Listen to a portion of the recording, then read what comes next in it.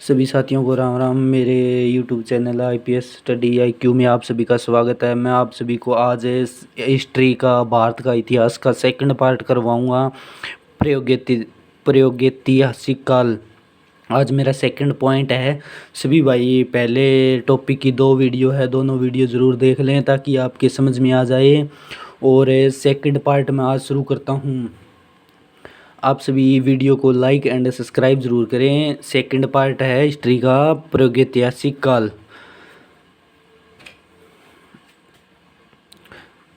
जिस काल में मनुष्य ने घटनाओं का कोई लिखित विवरण उद्धृत नहीं किया उसे प्रागैतिहासिक काल कहते हैं। मानव विकास के उस काल को इतिहास कहा जाता है जिसका विवरण लिखित रूप में उपलब्ध है।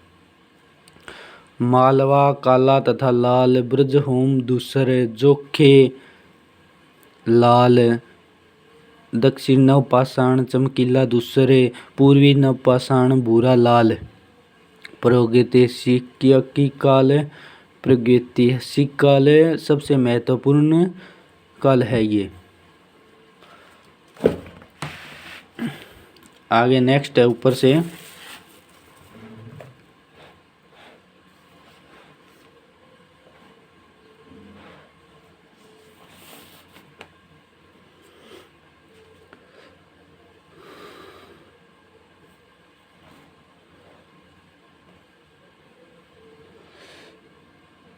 आदि ऐतिहासिक काल उस काल को कहते हैं जिस काल में लेखन कला प्रचलन बाद उपलब्ध लेख पढ़े नहीं जा सकते। ज्ञानी मानव होमो सैपियन का प्रवेश इस धरती पर आज से लगभग 30 या 40 हजार वर्ष पूर्व हुआ है।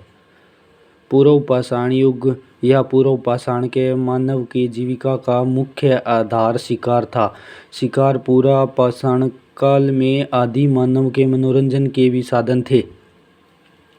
पूर्व पाषाण युग का पूरा पाषाण के मानव की जीविका का मुख्य आधार शिकार था। शिकार पूरा पाषाण में आदि मानव के मनोरंजन के भी साधन थे। आग का आविष्कार पूर्व पाषाण काल में एवं पहिए का नव पाषाण काल में। आग का आविष्कार पूर्व पाषाण काल में एवं पहिए का नव पाषाण काल में हुआ था। मनुष्य में स्थायी निवासी की प्रवृत्ति एवं नव पाषाण में हुई तथा उससे सबसे पहले कुत्ते को पालतू बनाया गया।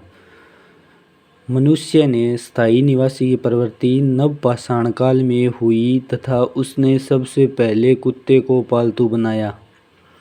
मनुष्य में स्थायी निवास की प्रवृत्ति नव पाषाण काल में हुई थी तथा उसने सबसे पहले कुत्ते को पालतू बनाया। मनुष्य ने सर्वप्रथम ताजा तांबा धातु का प्रयोग किया तथा उसके द्वारा बनाए जाने वाला प्रथम औजार कुल्हाड़ी था। मनुष्य ने सर्वप्रथम तांबा धातु का प्रयोग किया तथा उसके द्वारा बनाए जाने वाला औजार कुल्हाड़ी था। कृषि का आविष्कार नव पाषाण काल में हुआ। कृषि का आविष्कार नव पाषाण काल में हुआ। कृषि का आविष्कार नव पाषाण काल में हुआ था। प्रागैतिहासिक अन्न उत्पाद स्थल मेहरगढ़ पश्चिमी बलूचिस्तान में अवस्थित कृषि के लिए बनाई गई सबसे प्राचीन फसल गेहूं एवं जौ थी। उत्पादक स्थल मेहरगढ़ पश्चिम बलूचिस्तान में अवस्थित है। कृषि के लिए अपनाई गई सबसे प्राचीन फसल गेहूं एवं जौ थी, लेकिन मानव द्वारा सर्वप्रथम प्रयुक्त अनाज चावल था। मानव द्वारा सर्वप्रथम प्रयुक्त अनाज चावल था। जो पहले व्यक्ति ने सर्वप्रथम मानव ने यूज किया था ना, वो प्रयुक्त अनाज चावल था। कृषि का प्रथम उदाहरण मेहरगढ़ से प्राप्त हुआ। कृषि का प्रथम उदाहरण मेहरगढ़ से प्राप्त हुआ। कोलीहड़वा का संबंध चावल के प्राचीनतम साक्ष्य थे। कृषि का प्रथम उदाहरण मेहरगढ़ से प्राप्त हुआ था।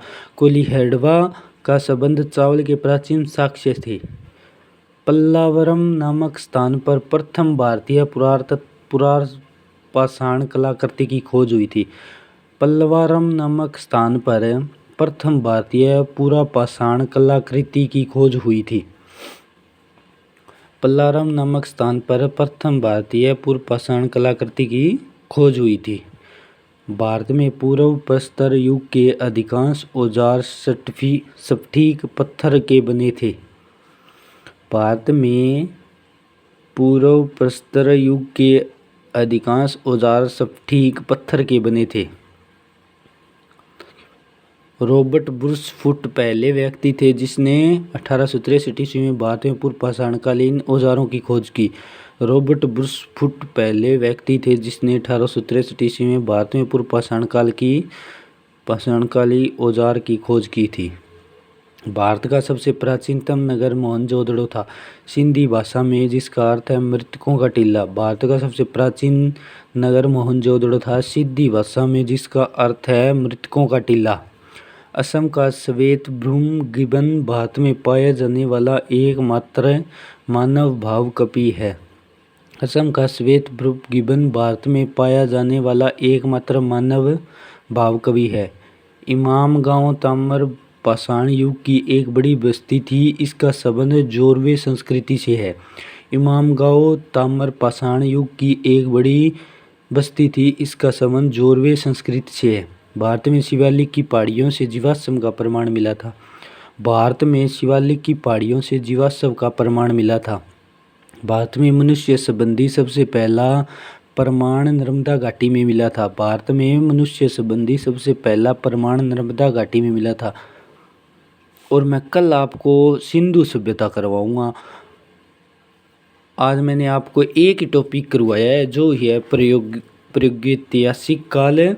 इसका छोटा सा पार्ट है जो आपने कवर कर लिया। कल मैं आपको सिंधु सभ्यता करवाऊंगा। आप सभी इस वीडियो को ज़रूर देख लें। कुछ समझ में ना आए तो मेरे को कमेंट कर दिया करो। मैं आप सभी के कमेंट चेक कर लेता हूँ। जो भाई कमेंट करता है मैं उस कमेंट का जवाब ज़रूर दूंगा। आपको समझ ना आए या कोई वीडियो में प्रॉब्लम लगे तो आप मेरे को कमेंट करके बता दें। मैं आपका कमेंट ज़रूर देखूँ और उसका जवाब ज़रूर दूंगा। आप मेरी वीडियो को ज़्यादा से ज़्यादा शेयर करें। कल करवाऊँगा मैं सिंधु सभ्यता। धन्यवाद।